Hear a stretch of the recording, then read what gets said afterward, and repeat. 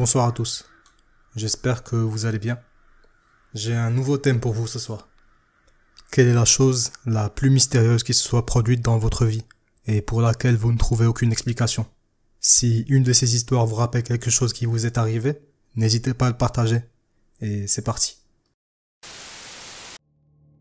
Mes parents ont été retrouvés morts par balle il y a 5 ans, et la police a immédiatement conclu à un meurtre-suicide. Mais le journal local de leur petite ville n'a pas publié leur décès. Je n'ai pas été autorisé à voir leur corps et la police ne veut pas me donner une copie du rapport complet. Ce qui fait que j'ai beaucoup de questions qui vont me rester au travers de la gorge pour toujours.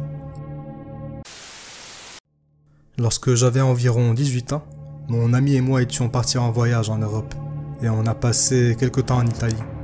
Ce jour-là, on était à Rome. On faisait une promenade super agréable dans la capitale et à un moment, on voit un sans-abri qui était assis dans la rue. On est passé près de lui et il nous a demandé si nous voulions faire un pari. Il nous a dit que s'il pouvait deviner notre date de naissance, nous devrions lui donner un peu de monnaie. Bien sûr, nous avons dit d'accord. Et il l'a fait. Il nous a dit à toutes les deux nos dates de naissance exactes. Je ne l'avais jamais rencontré auparavant et je ne l'ai jamais revu. Ma mère est diabétique de type 1 depuis l'âge de 11 ans. Lorsque mon petit frère et moi étions très jeunes, j'avais environ 7 ans à l'époque et lui 5 ans, je suis entré dans la chambre de ma mère et j'ai constaté qu'elle avait un comportement très étrange, qu'elle avait l'air presque ivre et qu'elle ne réagissait pas vraiment. Je suis allé chercher ses aiguilles d'insuline pour voir si elle réagirait, mais elle ne l'a pas fait. J'ai donc commencé à paniquer et j'ai téléphoné à ma grand-mère qui m'a dit de poser le téléphone et de composer le numéro d'urgence. Mais j'étais tellement effrayé et confus que je ne l'ai pas fait. J'ai envoyé mon petit frère chercher de l'aide à l'extérieur pendant que j'essayais de convaincre ma mère de me répondre. Mon frère est revenu en pleurant, disant qu'il n'avait trouvé personne. Nous étions perdus et on ne savait pas quoi faire. Environ 5 minutes plus tard, une femme est entrée dans la chambre de ma mère. Elle nous a appelés par notre nom, mon frère et moi, et elle nous a dit qu'elle connaissait ma mère et que les secours arrivaient. Elle était calme, elle parlait doucement et elle dégageait un air de chaleur. Je n'ai pas reconnu cette femme et mon frère non plus. Peu après, l'ambulance est arrivée et elle a rétabli le taux glycémique de ma mère. Quand je suis allé chercher la femme, elle avait complètement disparu. Complètement disparu. Lorsque ma mère s'est réveillée, je lui ai parlé de cette femme mystérieuse et de ce à quoi elle ressemblait. Ma mère n'avait aucune idée de qui elle était et nous ne l'avons jamais revue. Mais une chose est certaine, si elle ne nous avait pas aidés, ma mère aurait fini par mourir. J'en ai encore des frissons aujourd'hui. Quand j'étais enfant, j'ai participé au programme Big Brothers Big Sisters. Si vous ne savez pas ce que c'est en fait un programme de mentorat aux États-Unis. En gros, je traînais avec ce type du nom de Chris, quelques heures par semaine. Nous allions au cinéma, au restaurant, il m'aidait à faire mes devoirs, ce genre de choses quoi. Un jour, il m'a dit qu'il partait à Baltimore pour 2 semaines et que je devais l'attendre. Le jour J, je l'appelle pour savoir s'il est déjà rentré. Un homme dont je n'ai pas reconnu la voix m'a répondu et je lui ai demandé si Chris était là. Mais il m'a dit non. Je lui ai demandé quand Chris serait de retour. Je pensais que c'était quelqu'un qui restait chez lui ou qui gardait ses chiens ou quelque chose comme ça. Mais il m'a répondu que je m'étais trompé de numéro, que lui et sa femme vivaient là depuis des années et qu'il n'y avait jamais eu de Chris à cet endroit. J'ai vérifié dans l'annuaire pour voir si c'était le bon numéro, ce qui était le cas puisque je l'avais entouré. J'étais confus, je me suis excusé et j'ai raccroché. Je n'ai plus jamais entendu parler de Chris. À l'âge de 10 ans environ, je séjournais chez ma grand-mère pendant les vacances d'été. Ce jour-là, on était en train de prendre notre petit déjeuner. Nous avions à peine commencé à manger que le téléphone a sonné. Ma grand-mère a quitté la salle à manger et je l'ai suivie en pensant que c'était peut-être mes parents qui appelaient. Lorsque nous sommes revenus, la plupart des plats avaient disparu. Elle m'a demandé si j'avais mangé pendant qu'elle était au téléphone et j'ai répondu non. Il n'y avait personne d'autre à la maison et il n'y avait pas d'animaux domestiques. Ma grand-mère s'est contentée de dire que nous avions peut-être mangé plus que ce dont elle se souvenait. Mais j'étais absolument certain d'avoir mangé au plus 2 bouchées de mon toast au moment où le téléphone a sonné. J'étais dans l'appartement de ma belle-mère en Hongrie. Pour votre information, je ne parle pas hongrois. Je ne pouvais donc pas être conscient des faits que je vais vous raconter. J'ai tendance à me coucher plus tard que ma femme. Et les 2 premières nuits, j'ai eu du mal à m'endormir parce que vers minuit, j'entendais le voisin du dessus marcher en talons hauts, ce qui était très ennuyeux.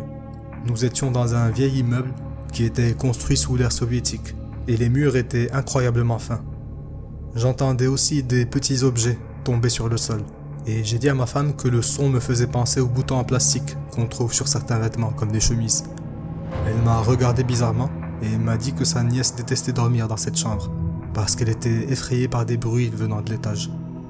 J'ai répondu que c'était un peu exagéré, et c'est ce que je pensais, jusqu'à ce que ma femme me dise que l'appartement du dessus était vide depuis au moins 4 ans. La voisine est morte des années auparavant, et devinez quoi? C'était une couturière. Elle était toujours bien habillée, et elle portait souvent des talons.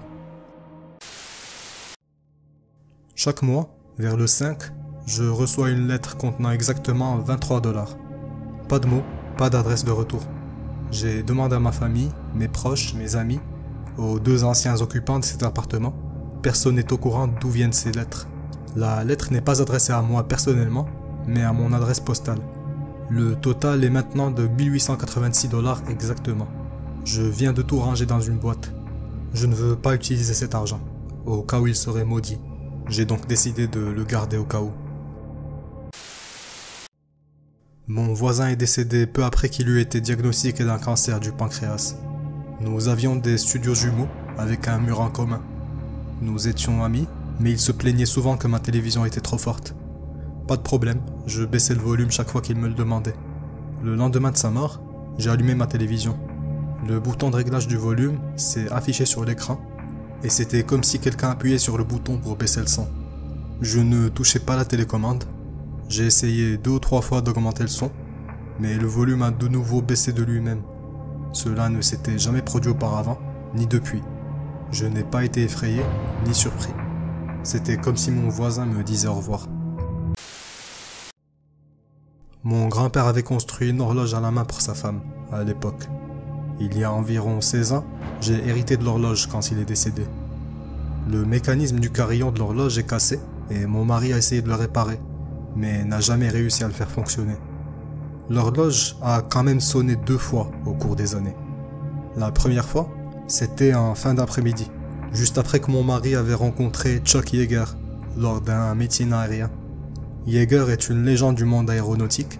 Il a été la première personne à briser le mur du son en 1947. Mon grand-père avait été pilote d'essai pendant et après la Seconde Guerre mondiale, et mon mari a demandé à Yeager, en plaisantant, s'il le connaissait. En rentrant du meeting aérien, mon mari a raconté cette conversation et l'horloge s'est mise à sonner. Est-ce que c'est une coïncidence? La deuxième fois, l'horloge a sonné un matin et nous a pris par surprise. J'ai dit à voix haute « Je ne t'ai pas oublié, grand-père » et j'ai continué ma journée. Le lendemain, j'en ai parlé à ma mère. Elle a répondu « Oh, c'est logique, son meilleur ami est mort hier ». La femme du meilleur ami en question avait appelé ma mère pour l'en informer la veille. Je suppose que mon grand-père voulait qu'on remarque ces 2 moments, mais il ne s'est pas passé grand-chose depuis.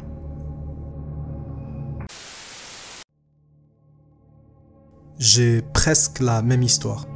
Ma mère est morte de manière inattendue quand j'avais 19 ans. Environ 1 semaine avant sa mort, je la ramenais de l'hôpital. Et elle était malade, mais il n'y avait pas un grand risque immédiat. Le trajet durait environ 30 minutes. Chaque fois qu'il y avait une petite pause dans notre conversation, je mettais inconsciemment la radio à fond. Elle n'arrêtait pas de baisser le son et de me dire qu'elle avait envie de discuter. Et je répondais simplement par « Oh oui, bien sûr ». Je ne me suis jamais rendu compte que j'augmentais le volume de la radio. Environ 1 semaine après son décès, je conduisais seul cette même voiture et j'ai constaté que la radio s'éteignait d'elle-même, ce qui ne s'était jamais produit auparavant. J'ai été surpris, comme vous, mais je n'ai pas eu peur. J'y ai pensé pendant longtemps et j'en ai parlé à ma famille. Ma grand-mère a toujours aimé les roses et en faisait pousser dans son jardin. Elle est décédée en décembre et lorsque nous nous sommes rassemblés chez elle pour les funérailles, mon père a passé un moment à observer le jardin depuis la porte arrière. Il a vu qu'une rose d'un rouge éclatant avait fleuri. Elle se détachait nettement sur la neige. Il l'a apportée et l'a mise dans un vase sur la table de la cuisine. Nous sommes partis pour l'enterrement et lorsque nous sommes revenus, La rose était sur le sol du salon. Personne n'était entré dans la maison pendant notre absence. Mon père est la personne la plus têtue qui soit, et il était convaincu que c'était sa mère qui lui faisait savoir qu'elle allait bien. Nous avons une armoire encastrée dans notre chambre. Il y a environ un mois, notre chat a réussi à rentrer à l'intérieur et j'ai dû fermer la porte sans faire attention. Je l'ai entendu miauler et j'ai ouvert la porte. Il a sauté et il s'est éloigné. Chat stupide. J'ai fermé la porte de l'armoire. Environ 5 minutes plus tard, j'entends un miaulement dans l'armoire. J'ouvre la porte et à ma grande surprise, notre chat saute à nouveau et il s'en va. Mon partenaire et moi-même avons été stupéfaits parce qu'il n'y avait aucun moyen d'entrer dans l'armoire lorsque les portes sont fermées. Aucun d'entre nous n'a la moindre idée de comment il l'a fait.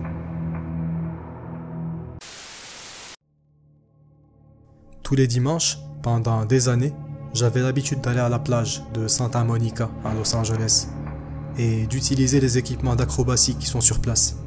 J'ai un grand nombre d'amis là-bas et je connais à peu près tout le monde dans la communauté. En gros, toute la journée, je longeais la plage à vélo avant de m'asseoir sur un mur pour jouer à la guitare. Un soir, une partie du groupe est allée chercher quelque chose à manger. J'allais faire un tour avec un de mes amis, qui est lui aussi musicien, mais il n'était pas encore prêt à partir.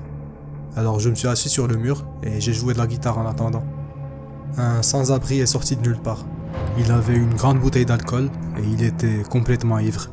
Sérieusement, c'est l'une des personnes les plus déglinguées que j'ai jamais vues. Il m'a dit « Je sais que tu vas probablement dire non, mais pourrais-tu me laisser jouer de la guitare pendant 1 minute ?» Pour être clair, je ne laisse personne jouer de ma guitare. Pas même les musiciens que je connais moi-même et en qui j'ai confiance. Je suis très protecteur de mes affaires. Mais il y avait quelque chose chez ce type, je ne saurais l'expliquer. Quelque chose me disait de le laisser jouer. Alors je me suis dit merde, et je lui ai tendu ma guitare. Il a commencé à jouer cette reprise d'une chanson de Smashing Pumpkins, qui était tellement bonne que les poils de mon bras et de mon cou se sont dressés. Il m'a donné la chair de poule. Puis il a commencé à chanter, et il avait une voix incroyable. J'ai commencé à chanter doucement avec lui, jusqu'à ce qu'il termine la chanson. Il m'a demandé « Tu connais cette chanson ?» Je lui ai dit « Oui, c'est une chanson super, ta reprise est géniale, c'était dingue. Est-ce que tu as des chansons originales ?» Il m'a dit « Oui, bien sûr. » Et il commence alors à jouer cette chanson magnifique, au fingerstyle, si mélodique et si triste, mes poils se sont à nouveau dressés. Au milieu de sa chanson, il a été submergé par l'émotion. Et il s'est arrêté de jouer pendant 1 seconde. Il a essuyé ses larmes, puis il s'est remis à jouer et a terminé la chanson. Putain de merde, c'était génial, mec. Il m'a dit désolé, s'excusant pour le moment où il s'était arrêté. Je lui ai dit non, mec, tout va bien. Il m'a regardé dans les yeux et il m'a dit c'est loin d'être le cas. Puis il m'a rendu ma guitare, il a pris une grande gorgée d'alcool, il s'est éloigné en traînant des pieds. Je vais à la même plage, au même endroit depuis des années, et je ne l'ai jamais revu. Je n'ai aucune idée de qui c'était, ou de ce qu'il a fait de sa vie ensuite. Je venais de prendre une collègue chez elle pour aller travailler. On a commencé à bavarder, comment s'est passé ton week-end, ce genre de discussion.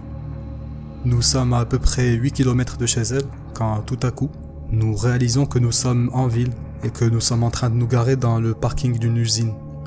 On se regarde l'un et l'autre, sans trop savoir ce qui se passe. Il s'avère que nous avons parcouru près de 30 km en un clin d'œil. Ce qui a marqué cette expérience comme quelque chose de vraiment anormal, et non une simple perte de la notion du temps, c'est l'heure.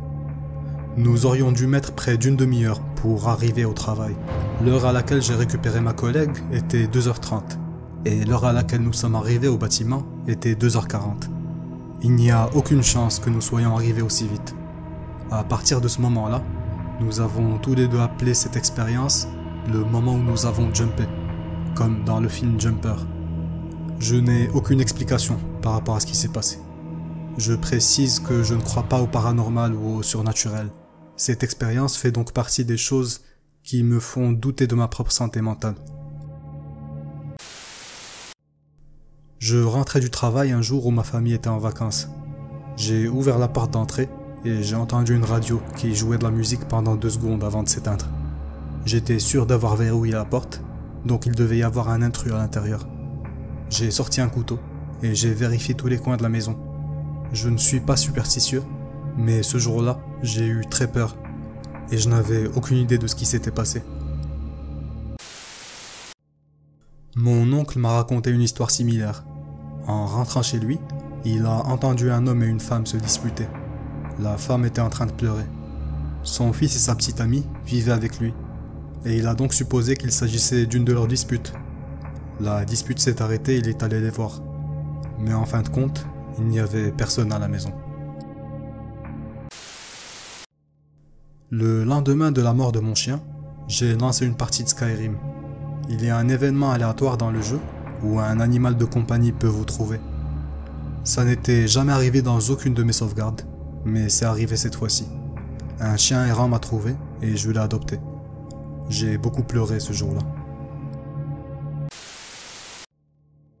J'ai travaillé comme gardien de sécurité dans un bâtiment sécurisé. Je travaillais la nuit et il n'y avait que 3 portes dans tout le bâtiment, mais une seule était utilisée régulièrement. Les 2 autres étaient verrouillées magnétiquement. Je ne fais pas partie de ces gens qui croient aux fantômes ou autres phénomènes paranormaux, mais je n'arrêtais pas d'entendre ce qui ressemblait à quelqu'un qui déplaçait des objets lourds dans le bâtiment, alors qu'il ne devrait pas y avoir de personnes présentes, et alors que j'avais déjà vérifié le bâtiment entier. J'entendais ces bruits assez souvent pour ne plus les vérifier, parce que je ne trouvais jamais rien. Puis, une nuit, mon patron, l'officier responsable de la sécurité de ce bâtiment et de quelques autres, était en train de faire sa ronde, et il est venu vérifier que j'étais à mon poste. Alors que je lui parlais et que je lui disais que le bâtiment avait été checké complètement et contrôlé toutes les heures depuis près de 6 heures, nous avons entendu le bruit. Il m'a demandé pourquoi j'avais signalé que le bâtiment était clean si quelqu'un s'y trouvait, et je lui ai dit que le bruit se produisait régulièrement et qu'il devait s'agir d'une machine de climatisation ou quelque chose du genre. C'est alors que nous avons clairement entendu quelqu'un crier « Putain !» et le bruit s'est arrêté brusquement.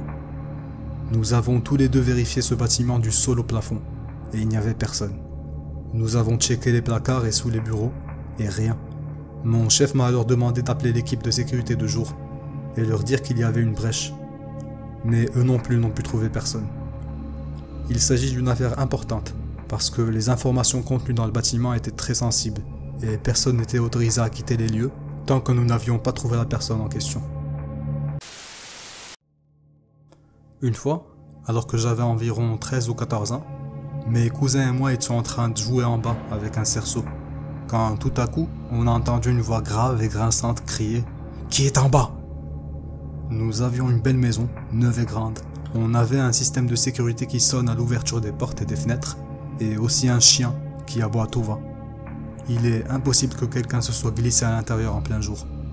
Même s'il s'agissait d'un intrus, pourquoi aurait-il simplement crié et serait parti sans rien prendre?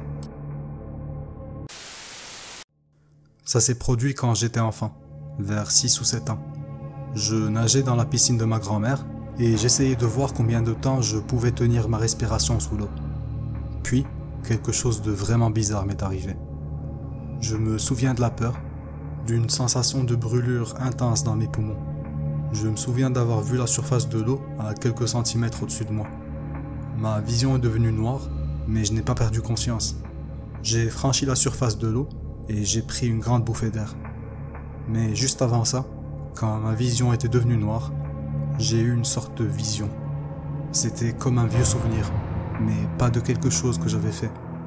Cette image était tellement vive qu'après 30 ans, je me souviens encore de chaque détail. Il s'agissait d'une vision ou d'un souvenir d'une main d'enfant. C'était de mon point de vue, comme si cette main était la mienne. Elle fabriquait un pot d'argile rouge et il y avait des mains d'adultes qui l'aidaient à travailler l'argile. C'était comme une image dans le temps. C'est difficile à expliquer, mais j'avais l'impression de me souvenir d'une vie antérieure. Même quand j'étais enfant, je me disais « Mais qu'est-ce que c'était que ça ?» Ce n'était pas mon souvenir, ce n'était pas mon expérience. Je n'en ai jamais parlé à personne. Jamais.